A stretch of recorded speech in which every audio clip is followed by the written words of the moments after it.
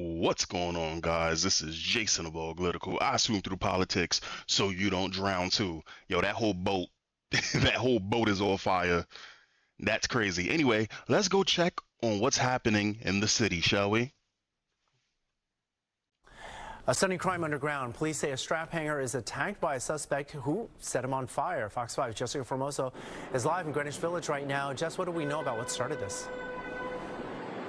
Arthur, people are... Yes, please. I want to know what started this in broad daylight. What started somebody randomly getting set on fucking fire in the train station? You know, the place where you actually got your, what is it? What is it? It's not regular police. It's police and also,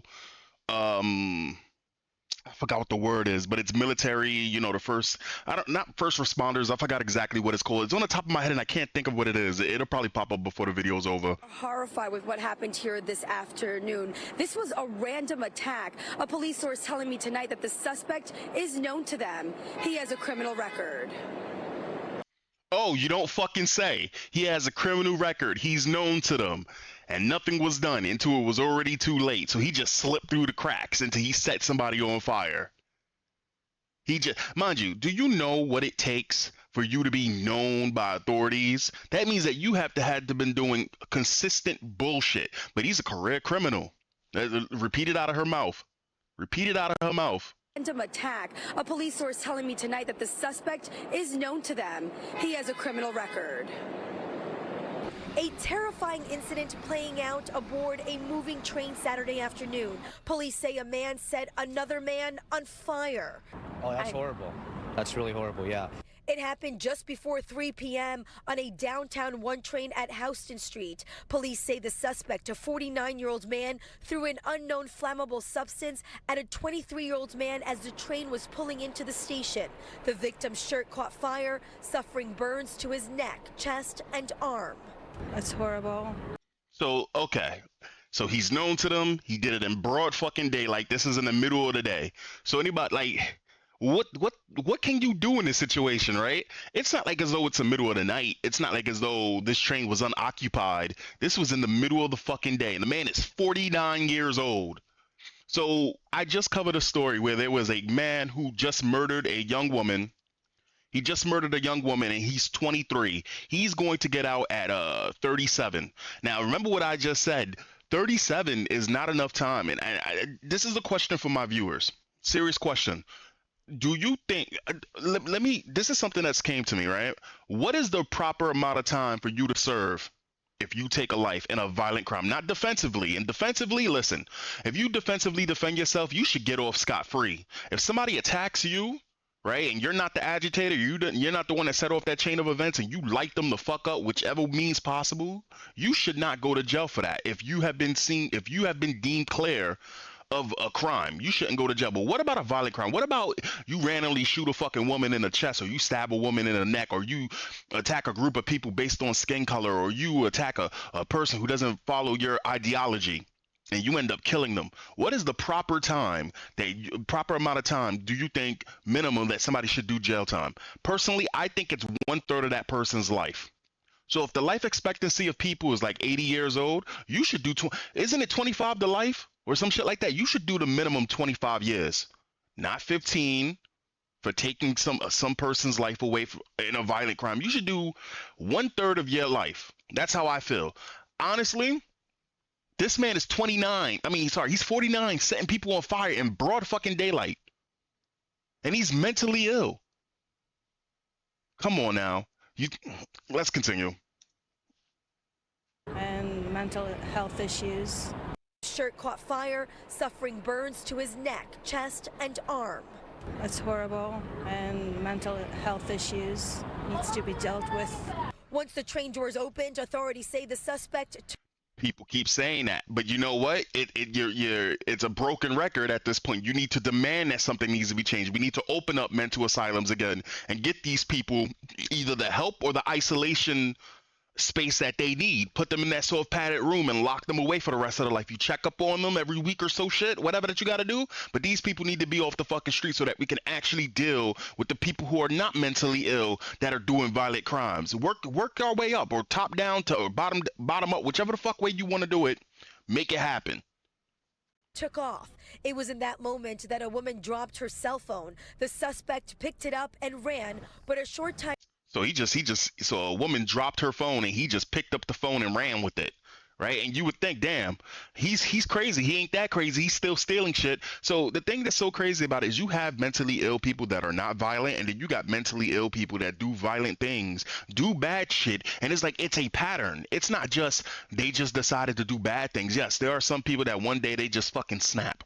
Right, that can happen to any fucking body, and that's something you can't foresee. But there, again, he's well known. He's a career criminal, right? He's done things. You can see that he's going to do bad things, and yet, no one has done any fucking thing. So he's just stealing phones. That's not so. Listen, I'm just gonna be honest with you, right? Setting somebody on fire, right, and then running to escape, and a woman drops a phone, and you pick up the phone and run with it. What does that say? That he's not that fucking crazy. Well, he probably is fucking mentally ill, right? But he just don't give a shit.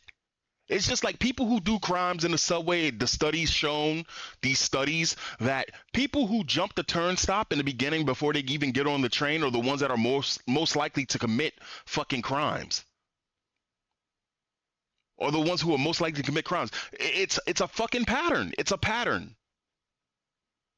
But then again, we don't even know how many genders there are anymore, right?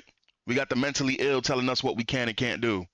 time after police caught up Sorry, we have the mentally handicapped telling the mentally fit what they can and can't do. to him after tracking him through the stolen phone. I mean, it is good that at least they caught him. Obviously, pretty bad. I'm sorry, I'm talking too much. I just want to get this out. Through the stolen phone. I mean, it is good that at least they caught him. Obviously. Sorry, because again, a little bit too forward. Here we go.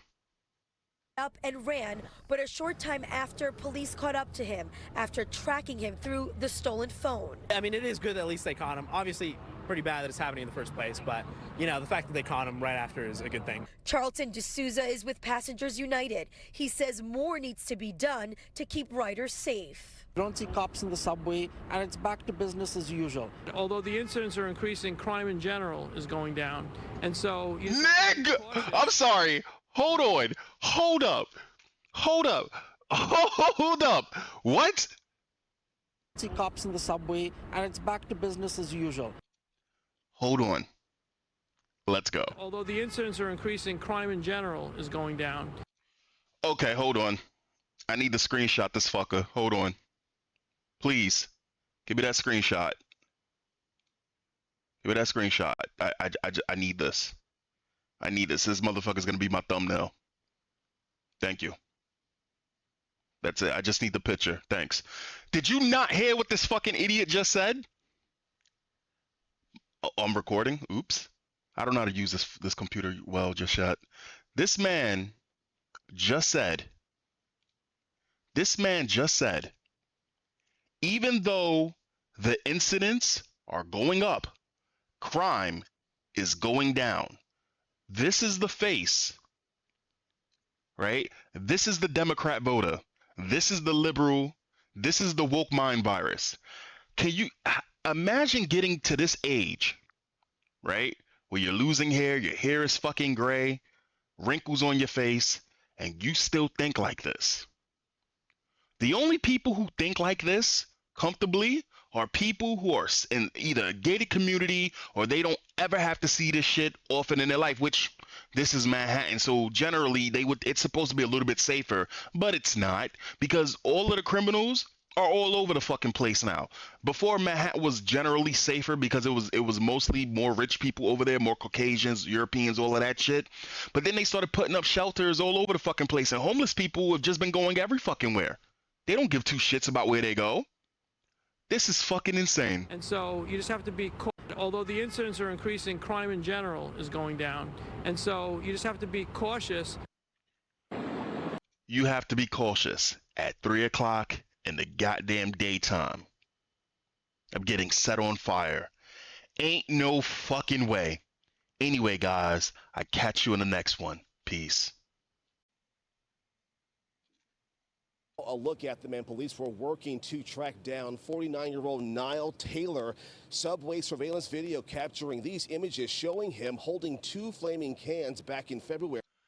Oh, back in February. He just slipped through the cracks. He just slipped. Look at this thing.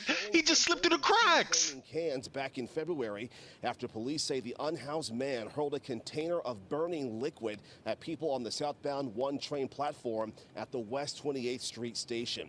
Then close to 3 p.m. Saturday at the Houston Street station, investigators alleging Taylor threw burning liquid at a 23-year-old man riding on the 1 train.